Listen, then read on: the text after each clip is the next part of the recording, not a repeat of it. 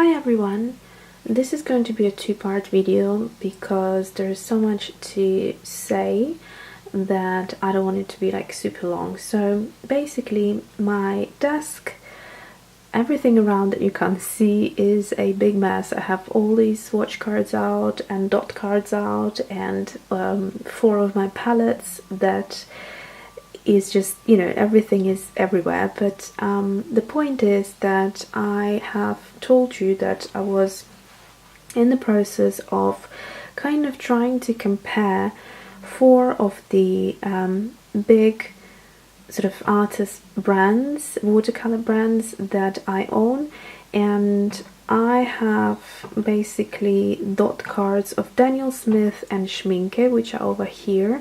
So I have the full colors, except for the new Daniel Smith. I don't think they are included in the dot card.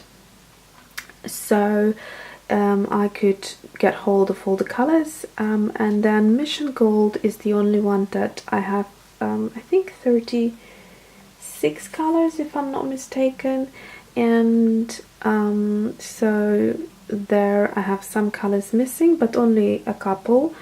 And then White Nights, I purchased pretty much all the colors, well, the fun colors, so I have a good collection there. So predominantly what I wanted to look at is just to compare the same colors within a different within these 4 brands, watercolor brands. And I have also done a transparency test for pretty much all of my watercolors that I own. So but I won't be talking about all of them, but I do want you to have a quick look. So here is Magenta, Mission Gold, the 36 colors. So you can see that some of their colors are opaque and some colors are perfectly transparent, like the Viridian, and Crimson Lake seems to be okay, Rose Madder, Permanent Rose. So the main colors that have some opacity issues are these top colors. Vermilion seems to be okay, I'd say it's a semi-transparent. Red Violet is transparent. Ultramarine Deep is a little bit on a kind of semi-opaque, I'd say. And Yellow Green is also semi-opaque. And so that is that. Light Red is transparent, which is, I'd say, probably a similar equivalent of the English Red, which tends to be opaque, but theirs is transparent. So I will just bring it up so you can have a better look close up right here. And that's what they look like. Red Violet is a beautiful color. So that's their colors. And then if we go to the next one, let's have a look what I've done here. So this is the Schminke Horadam. Also you can see the vibrancy immediately. There is a big change from Magenta to Schminke. It kind of almost looks muted, doesn't it? So this is also 36 color palette. So these are the palettes as they came, so I haven't changed anything or moved anything around in these 2 palettes. So this is the Horadam, and with their transparency, just keep in mind that here this is so yellow ochre is up here and burnt sienna is down here, so that's a little mistake I've done here. So sorry, I'm just trying to grab the notebook. So their colors aren't too opaque, but there is a lot of semi-transparency going on, so they're just a tiny little you can see sort of imperfections, I'd say. So transparent yellow is transparent. What I found interesting, however, that transparent orange is marked as I think a semi-transparent. However, when you do the swatch, it kind of looks transparent. So yeah, so to be sure, always do your own swatches when you get the colors, because I said many times before that the brands don't seem to give 100% correct information sometimes. So yeah, so that's their colors. I'm still confused why they decided to include June Brilliant Dark and Naples Yellow, which are two very similar colors, and they're very similar in terms of not only tone but also their pigments and also their opacity. So that's that. Let's go ahead and look at the next one. So here is St. Petersburg White Nights, which I think was a 24 and became a 51 or something like that. So yeah, I have changed around a lot of colors here, so you can see there right here. So this is these two colors I need to get hold of. So it's quinacridone red and quinacridone violet rose. So I left it, I'm determined, so I left the boxes in here, even left the space in the palette for them. So they're pretty good. They're quite transparent, most of them, except for lemon. I found interesting that it's supposed to be a transparent color, and it looks quite transparent. To be honest with you, I have zero problems with it when I'm painting. It's a really beautiful color. However, on the transparency test, it's definitely not transparent. Hansa Yellow, however, is transparent. Indian Yellow, all of them, which are supposed to be, I think, except for maybe Indigo and the Olive Green, I think the rest is supposed to be on.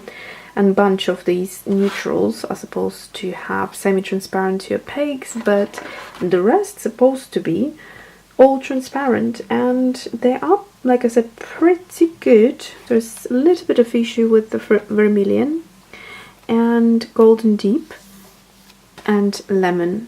The rest seem to be perfectly fine to me. And have I now compared? Oh yeah, so here is Daniel Smith, but this is just a very few colors which I have in a custom-made palette. So I have a dot card with all their colors, which I haven't done swatches with all of them, but with what I have, they seem to be pretty good.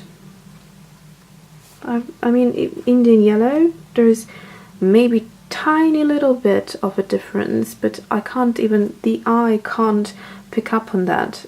So if there's slight semi-transparency going on, it's hardly visible.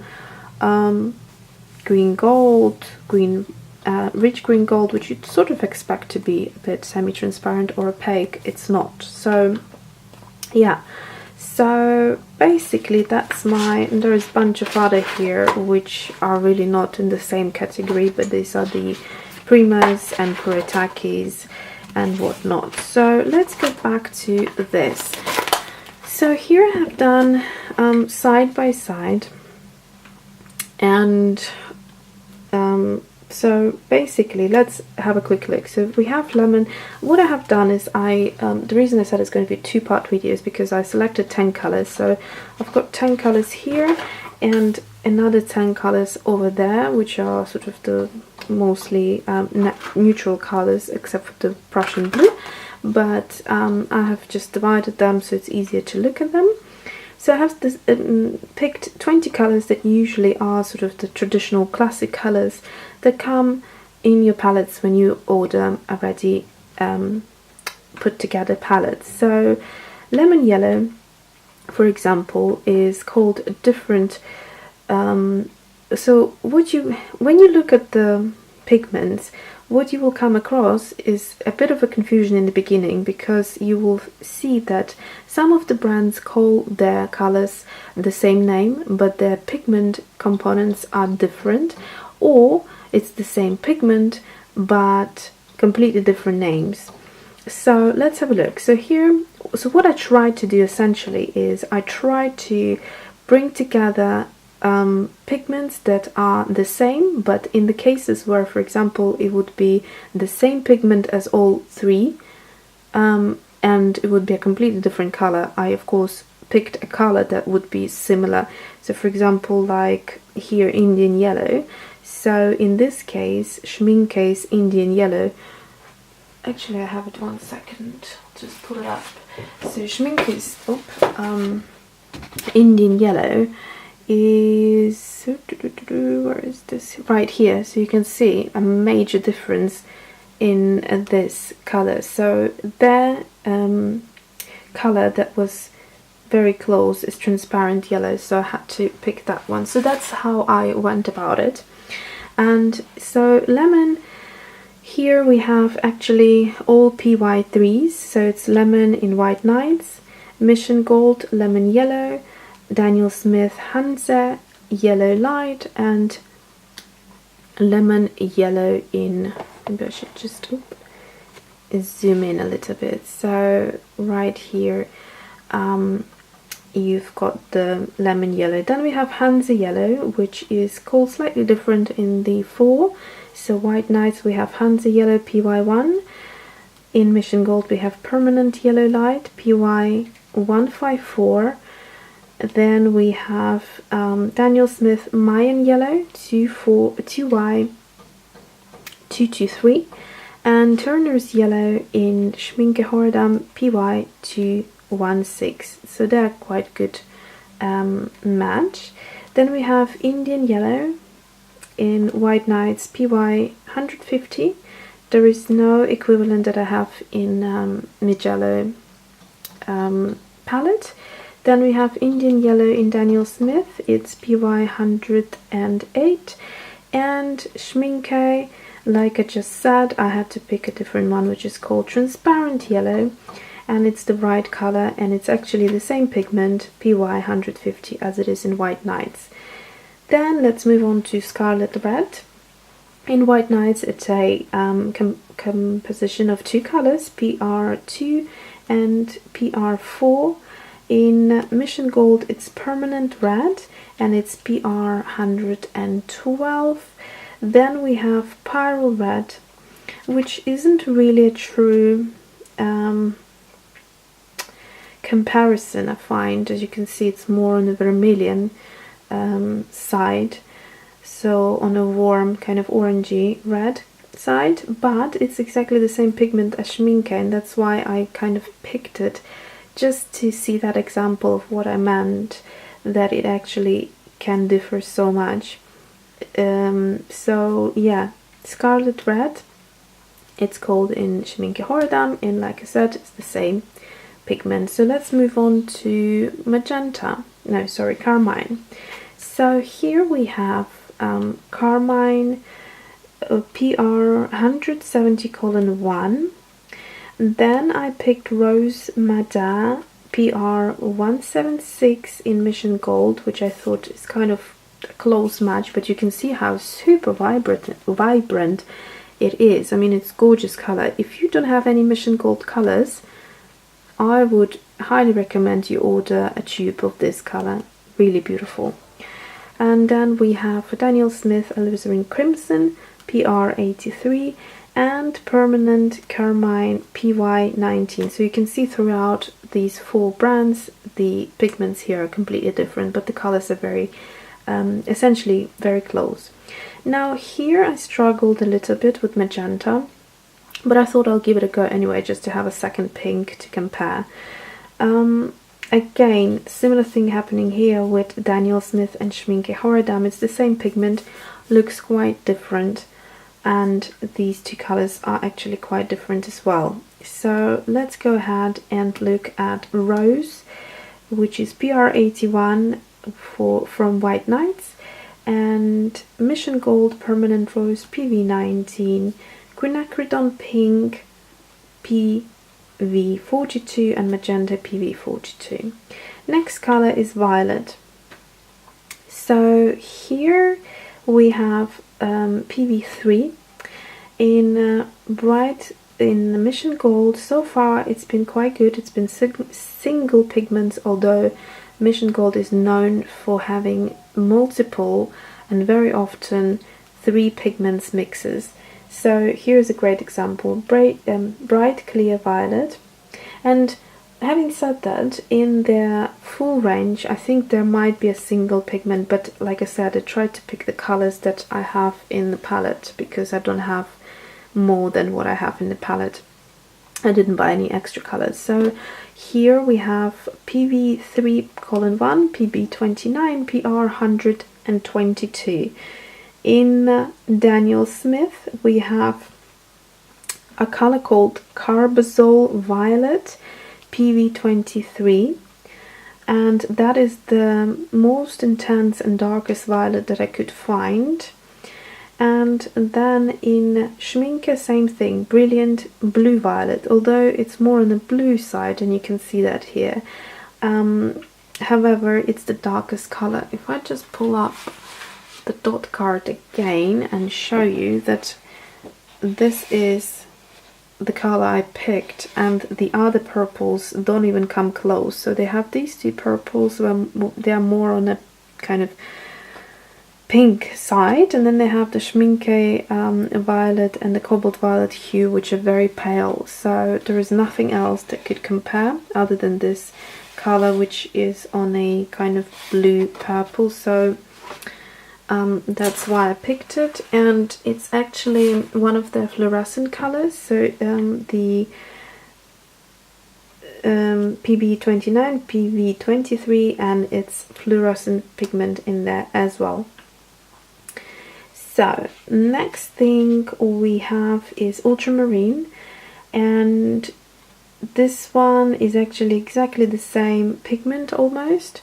So it's PB29 for White Nights, PB29 and PV15 in Mission Gold, and it's called Ultramarine Deep. And I believe there might be, let's just have a quick look while we are at it.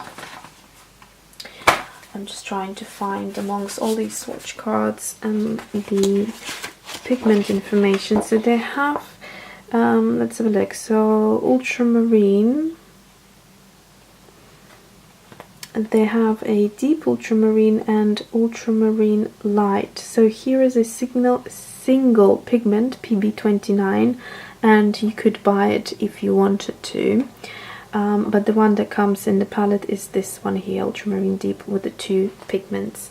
So the next color is ultramarine blue by Daniel Smith. I think, if I'm not mistaken, there were two options, and I picked that one. There's another one which is, I don't remember what it's called, but it's exactly the same pigment.